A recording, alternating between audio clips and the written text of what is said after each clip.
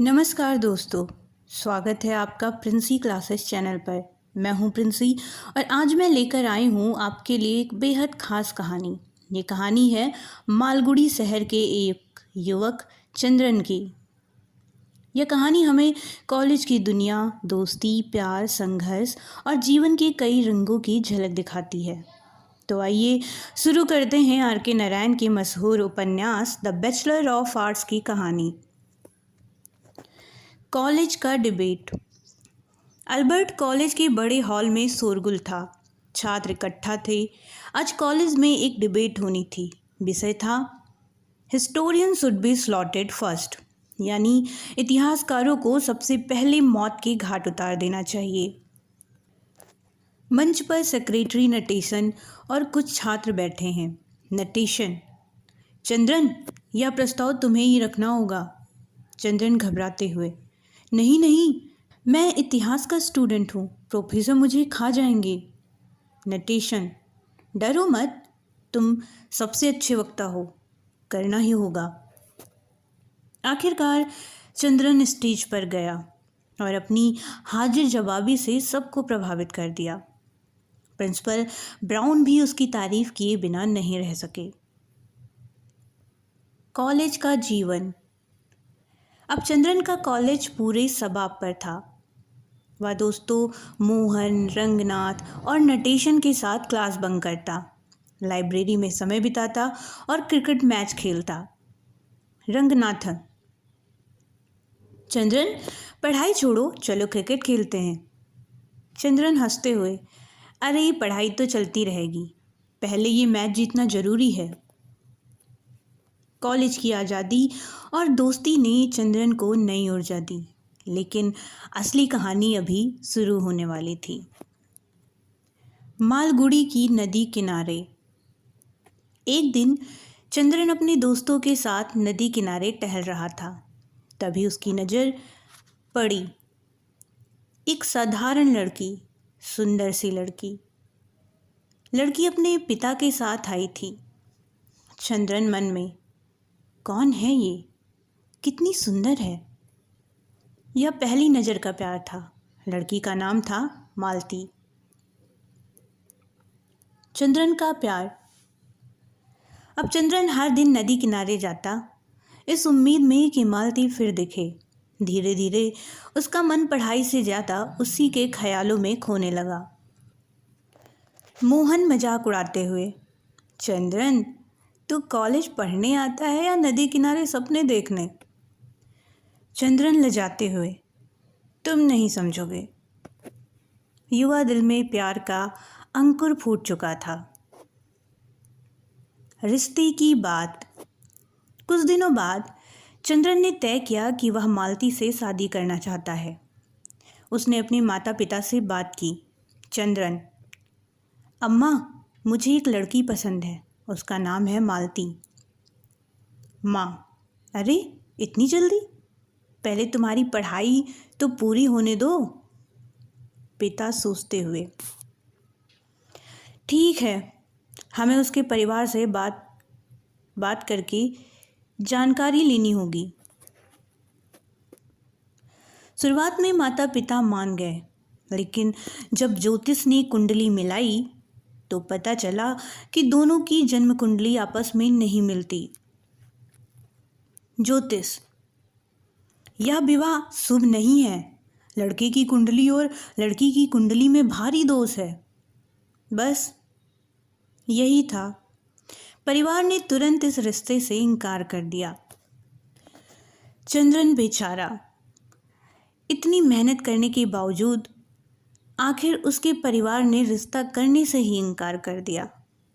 चंद्रन का दिल बहुत उदास हो गया। दिल टूटा चंद्रन। अब ज्योतिषी ने कहा कि यह विवाह अशुभ है। चंद्रन की दुनिया बिखर गई। वह कमरे में अकेला बैठा, किताबों के पन्ने पलट रहा, लेकिन उसका मन कहीं और था। चंद्रन मन में: Why is fate so cruel? Why did it bring her to me only to snatch her away? क्यों किस्मत इतनी बेरहम है?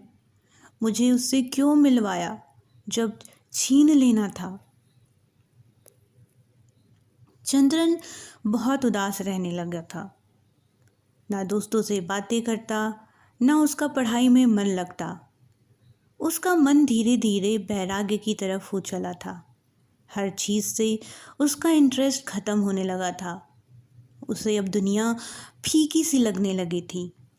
उसको लगता था कि शायद सब समाप्त हो गया है और अब वो कुछ भी नहीं करना चाहता था। घर छोड़ने का फैसला। चंद्रन का दिल अब पढ़ाई या नौकरी में नहीं लगता था। उसने तय कर लिया कि वह अब घर छोड़ देगा और सब छोड़कर कहीं चला जाएगा। माँ चौंक कर, बेटा ये कैसी बातें कर रहे हो? Chandran, I have no interest in anything any more. I want to leave everything behind. मुझे अब किसी चीज़ में दिलचस्पी नहीं। मैं सब पीछे छोड़ देना चाहता हूँ।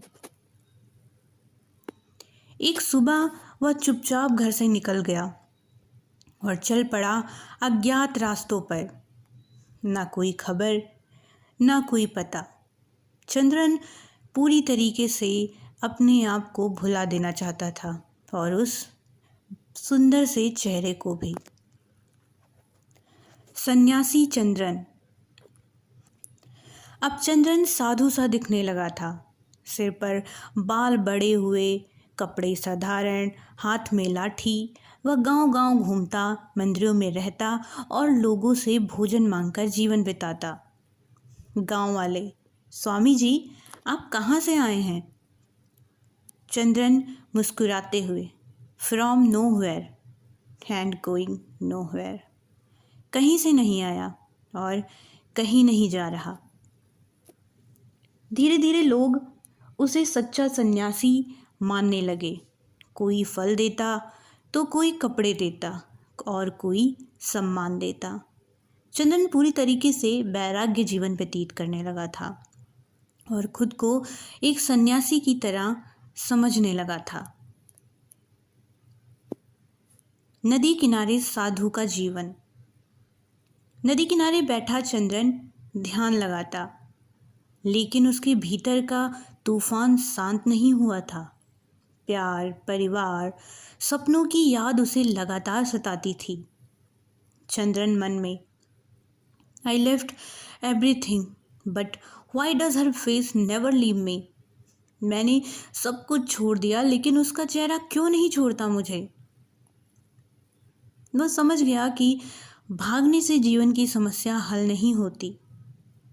कितना कुछ छोड़ दिया उसने, परिवार, प्यार, अपने घर तक को, लेकिन उसकी यादें उसे अब भी कचोटती थीं। उसे ऐसा लगता था कि वो भाग भले ही आया है, पर कहीं ना कहीं वो सारी यादें उसके साथ चली आई हैं। घर वापसी का निर्णय। कई महीने संन्यास में बिताने के बाद चंद्रन थक गया। एक रात तारों भरे आकाश को देखते हुए उसने ठान लिया, अब घर लौटना होगा। चंद्रन मन में, life can not be run away from, I must go back and face it. जिंदगी से भागा नहीं जा सकता, मुझे लौटकर सामना करना होगा। वह वापस मालगुड़ी की ओर चल पड़ा, फिर से उसी घर में जहां से वो भाग आया था।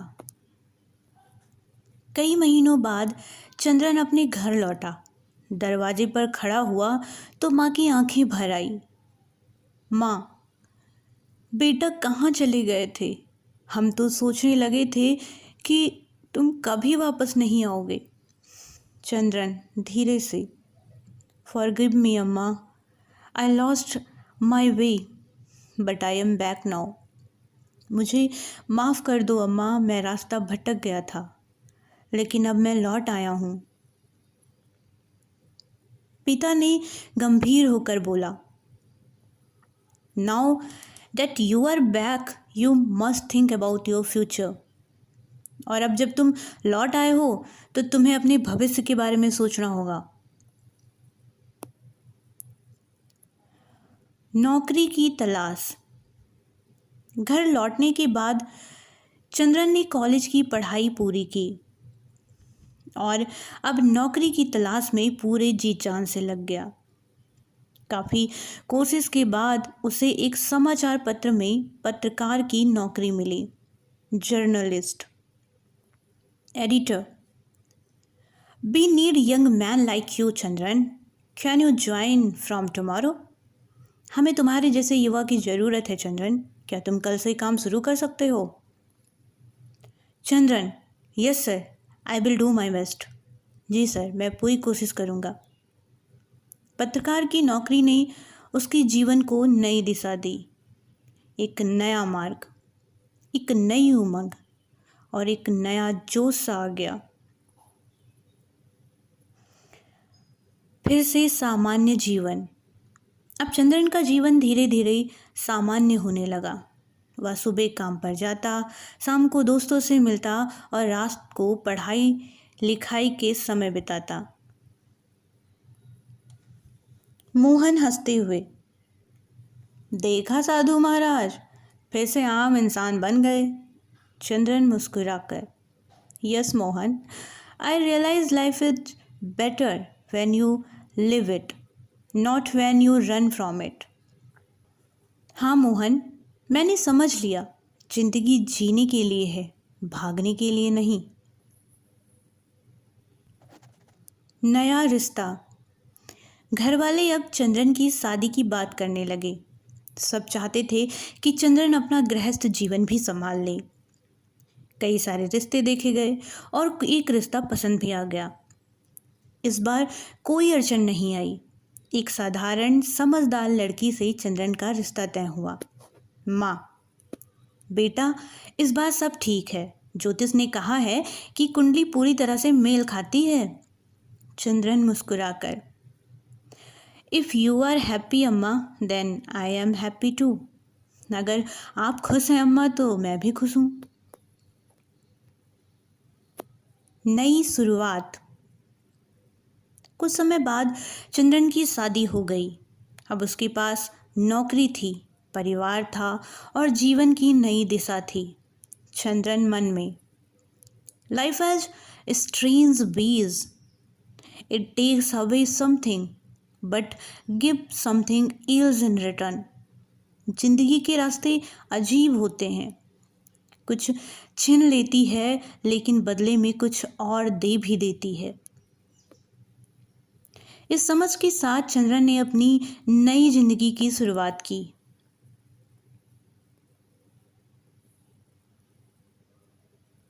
जिम्मेदारी और स्थिरता। शादी के बाद चंद्रन का जीवन बदल चुका था। अब वह सिर्फ अपने लिए नहीं बल्कि अपने परिवार के लिए भी जिम्मेदार था। पत्रकारिता की नौकरी में वह और अच्छा करने लगा। Colleagues. Chandran, your article on social reforms was brilliant. Chandran, तुम्हारा सामाजिक सुधार पर लिखा गया लेख कमाल का था। चंद्रन मुस्कुराते हुए। Thank you, writing is the only way I can serve society now. धन्यवाद, अब लिखना ही समाज की सेवा करने का मेरा तरीका है। आत्मचिंतन। एक रात अपनी डायरी में लिखते हुए चंद्रन अपने अतीत को याद करता है। कॉलेज की डिबेट, मालती से मुलाकात, प्रेम, विरह, संन्यास और अब नया जीवन। चंद्रन डायरी में। Life is like a river, it flows, sometimes calm, sometimes violent, but always forward. जिंदगी एक नदी की तरह होती है, कभी शांत, कभी उग्र, लेकिन हमेशा आगे बढ़ती है। वह समझ चुका था कि भागना कोई समाधान नहीं, बल्कि हर परिस्थिति का सामना करना ही असली जीवन है। बैचलर ऑफ आर्ट्स का असली अर्थ। अब चंद्रन बैचलर ऑफ आर्ट्स ही नहीं रहा, बल्कि जीवन का भी बैचलर बन गया था।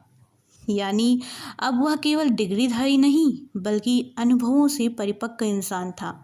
चंद्रन मन में a bachelor of arts is not just about passing exams, it is about learning the art of living.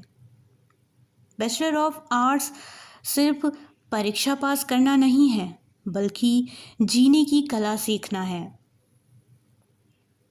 College का छात्र से लेकर साधु और फिर एक जिम्मेदार पति और लेखक, यही थी चंद्रन की यात्रा।